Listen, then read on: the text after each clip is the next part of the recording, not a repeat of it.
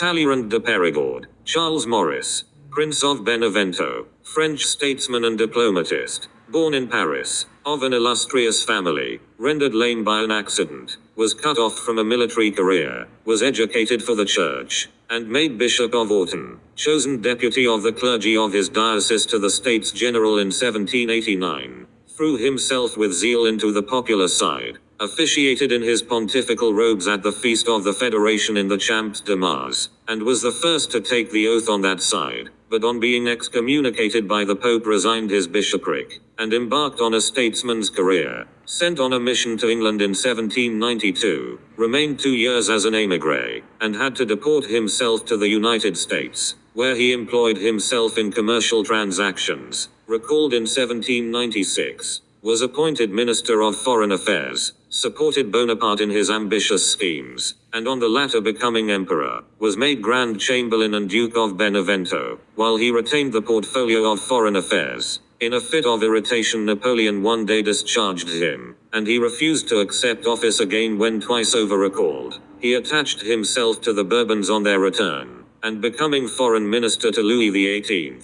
was made a peer, and sent ambassador to the Congress of Vienna, went into opposition till the fall of Charles X, and attached himself to Louis Philippe in 1830. Carlyle in his Revolution pronounced him a man living in falsehood and on falsehood, yet, as the specialty of him, not what you can call a false man, an enigma possible only in an age of paper and the burning of paper, in an age in which the false was the only real 1754 to 1838.